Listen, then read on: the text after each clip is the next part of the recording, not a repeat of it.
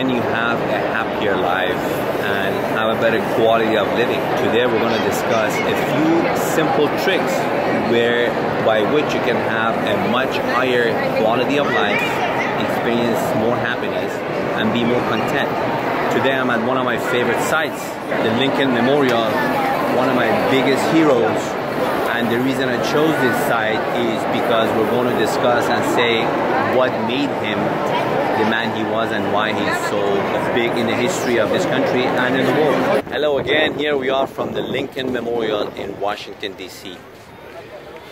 Now most people come to Washington, D.C. because the issue is politics or has to do with politics. Not with me. I'm a big fan of Abraham Lincoln, and this is the memorial of Abraham Lincoln behind me. And the reason I chose this site is because Lincoln, besides the fact that he was the president that abolished slavery and that he did a lot of interesting things in his life, he was an extremely positive person.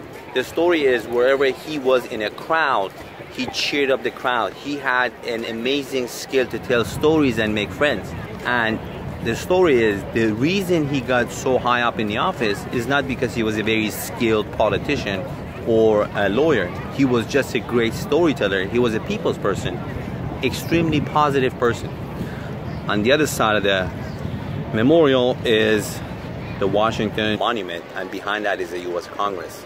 So here's what we're going to talk about today. 3 basic things that will make you happy and that will elevate the level of your happiness. Happiness primarily comes from appreciating and being grateful about the things that you have already in your life. So as I'm standing here, there is about 1,000 things that I can count at this moment to say why I'm happy.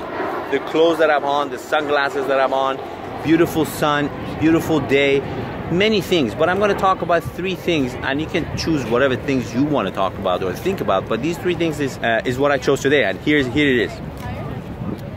Flying, and a lot of people talking about long lines at TSA and how hard it is to go through airports and you know, delays in flights and having the middle seat and all that. Number 2, driving and traffic. And number 3, how smartphones are taking away our social skills, etc. I'm going to go very quickly through these 3 things, and you can choose a lot of other things on top of that. I'm just going to focus on these 3. I came from San Francisco yesterday to DC last night. So in some way, I went into a place and I sat in a chair, and that chair flew for 5 hours, and I came half across a continent, the North American continent, and I'm now in DC. In a matter of 5 hours, I'm in a different parts of the world. Imagine there was no airplane. You would have to walk or be on a horse. Just imagine the kind of trip that would be for you to go from one city to another city. How much work, how much preparation, how much danger, how much time it would take you to go from one place to another. Now you sit in a chair, you have a movie in front of you, entertainment with tea and coffee and juice, and you're here. And here we are complaining about 5-minute lines at TSA or a middle seat. Just think about the alternative. How would you get to a place if you did not have airplanes? A little thing that we take for granted, but it's such a big thing for me to appreciate. When I sit in a plane, I'm very grateful. I can't believe that this such an immense technology is at our disposal for such low cost to enjoy life and to go to places. Next time you go to a TSA line, instead of being rude to the TSA agent, this, you know, the line is this and this, have a little compassion, have a little patience with them. After all, you can be in a place completely different than where you are in a matter of minutes or hours. Something to be grateful for. Number 2, cars, traffic. Oh man, there's so much traffic on the road everywhere. It's honking, these guys are impatient, this and that. Just imagine life without cars. Look how much your life is easier with having a car. Just imagine you can sit in a car, go anywhere you want. The freedom it gives you, the kind of opportunities you have access to just because you have a car. It's not that simple. Be grateful for such a thing that we take for granted, this amazing technology that's at your disposal for almost, you know, not an expensive thing to have a car in most places in the world. We forget about that. Number 3, smartphones. just this phone that I'm using right now to film myself, to send this video to you guys. Look how much convenience has this caused me in my life. I can film myself here. I can Google Map and go wherever I want to go. I can order food. I can look up languages. I can look up books. I can do so many things just through this phone. Why is that a bad thing? It's amazing. I'm very grateful to have such an amazing device that I can do so much with. I remember a few years ago, I was living in Nashville. I was a bouncer. I was just new in this country, didn't speak English, and had this beat up Oldsmobile back then when the car was hit in the back. Had a big accident, so it had a huge dent. So the tire had to come off.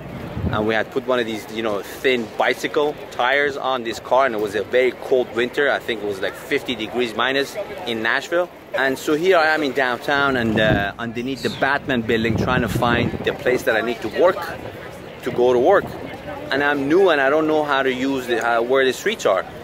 So I could not find, even though I could see the building from where I was driving with the car, I was not able to get to it for about an hour and a half. I keep hitting these dead-end streets because I didn't have Google Maps, because there was no smartphones back then. Smartphones have been around for, I don't know, 7-8 years.